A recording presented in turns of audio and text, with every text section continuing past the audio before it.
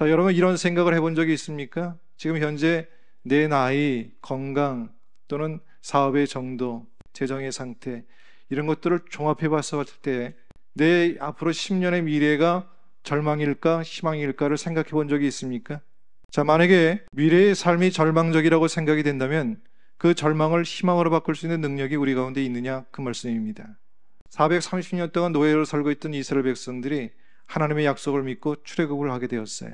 그리고 출애굽을 해서 가다가 가데스 바네아라고 하는 지역에 머물게 되었을 때 각 지파에서 12명을 뽑아서 정탐꾼들이 가나안 땅을 정탐하게 되죠. 40일 동안 정탐하라고 돌아와서 이제 보고를 하는데 10명의 이제 정탐꾼들은 이렇게 보고를 합니다. 갔더니 가나안 땅은 젖과 꿀이 흐르는 땅이 맞다고, 좋은 땅인 건 맞다고. 그런데 덧붙여서 하는 말이 뭐라고 얘기냐면 그 자들을 보니까 저들은 거인인데 우리는 메뚜기와 같이 보잘것없는 사람들이다 라고 그렇게 이야기합니다. 근데 그 10명 가운데 두 사람은요, 여호수아와 갈렙은 좀 보고가 다릅니다. 우리가 가서 봤을 때는 그들이 비록 강하고 대단하게 보이는 건 맞지만 하나님이 약속하신 우리들이 그 땅을 정복할 수 있다고, 그들은 우리의 먹이라 밥이라 라고 그렇게 이야기합니다. 이럴 때 우리라면 어떻게 될까요? 지금 내가 내리는 이 결론이 바른 기준에 의한 것인지, 이 절망을 희망으로 바꿀 수 있는 그런 영적인 원리가 무엇인지를 멈춰서서 기도하며 깨달을 수 있어야 된다 그 말씀입니다. 그래서 오늘 우리가 이 말씀을 통해서 은혜 받고요, 내 삶의 자리가 어떠하든 하나님이 함께 하신다, 이 믿음 꼭 갖는 믿음의 시간이 될 수 있기를 주님의 이름으로 축복합니다.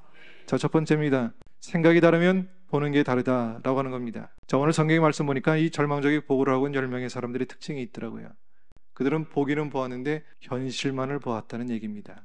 그리고 그 현실 가운데서 자신의 능력과 그리고 적들의 강함을 비교하면서 살피고 있다라고 하는 얘기입니다. 그리고 나서 내린 결론이 뭐냐면 저들을 이길 수 없다, 우리는 불가능하다라고 하는 결론이었다는 얘기입니다.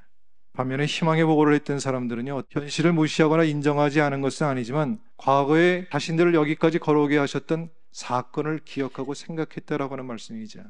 중요한 거는요, 이 희망의 보고를 하고 있는 두 명의 정탐꾼들이 갖고 있는 특징이 뭐냐면 해석이 달랐다라고 하는 겁니다. 내 주어져 있는 삶을 해석하는 게 달랐고요, 내 인생의 삶의 문제를 해석하는 것이 달랐다라고 하는 말씀입니다. 보는 눈에 따라서 펼쳐지는 세상이 이렇게 다를 수 있다라고 하는 것이죠. 우리가 살고 있는 이 세상도 마찬가지입니다. 여러분, 현재의 내 모습이 어떠하든 내 환경이 어떠하든 그걸 뛰어넘는 믿음의 눈을 가지고 말이죠, 2025년도 바라볼 수 있기를 주님의 이름으로 축복합니다. 두 번째입니다. 비전은 희망이다라고 하는 겁니다. 자, 그리스의 철학자 가운데 에픽테투스라고 하는 사람이 이런 얘기를 합니다. 사람이 힘든 건요, 힘든 일 때문에 힘든 것이 아니라 힘들다고 생각하기 때문에 힘들다라고 그렇게 이야기했어요. 여러분, 그래서 우리가 꿈이 있다는 것, 우리에게 또 다른 시작이 될 수 있다라고 하는 말씀입니다. 사실 비전을 갖고 있느냐 없느냐에 따라서 얼마나 우리의 삶이 달라질 수 있다는 거 아십니까? 그 비전을 다른 말로 표현하면 뭐가 될 수 있을까요? 그걸 우리는 목적의식이라고 그렇게 이야기할 수 있어요. 삶을 살아가는 분명한 목적과 이유가 있는 사람과 그렇지 않은 사람들은요, 결과치가 다를 수밖에 없다 그 말씀입니다. 자, 이스라엘 백성들이 담고 있는 생각이 무엇이냐라고 했을 때 한마디로 말하면 노예 근성입니다. 자, 노예 문화의 가장 두드러진 특징이 있다면 무엇이냐면 미래를 생각하지 않고요, 오늘만 무사히라고 하는 마음이죠. 자, 그래서 그들이 가나안 땅을 바라봤을 때 어려움을 겪게 될 것을 생각하니까 절망의 마음이 들기 시작한 거예요.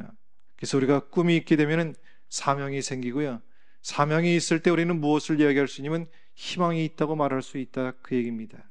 그래서 하나님의 꿈을 갖는 믿음의 인생이 될 수 있기를 주님의 이름으로 축복합니다. 세 번째입니다. 하나님의 뜻을 분명히 알라라고 하는 겁니다. 이스라엘 백성들의 목표가 무엇일까요? 속히 빨리 노예 생활 청산하고 그저 가나안 땅에 들어가서 행복하게 사는 것이 그들의 목표겠죠. 근데 하나님이 원하시는 것은 그 행복이 이례적인 것이 아니라 지속적인 행복이 되기를 원하고 계시다 그 얘기입니다. 그럼 우리가 어떻게 되겠어요? 내가 행복한 사람이 되어야 돼요. 하나님이 아무리 주시려고 하시더라도 내 인생의 그릇이 그만한 그릇이 되지 못하면 받을 수가 없거든요. 하나님이 정말 원하시는 것은 내가 행복한 그릇이 되기를 원하시고요, 하나님의 축복을 담을 만한 그릇이 되기를 원하고 계시다 그 말씀입니다. 근데 그것이 그냥 되는 것이 아니라 훈련이 필요한 거예요. 하나님께서 훈련시키는 것은 단순하게 육체적인 훈련만 있는 것이 아니라 하나님의 자녀답게 만들어가는 과정이다 그 말씀입니다. 여러분, 희망이라는 건 저절로 만들어지는 게 아니더라고요.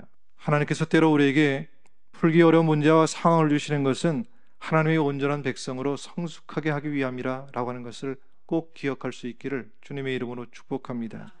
우리가 살아가는 내 삶 가운데에서 이런 고백이 있으면 좋겠어요.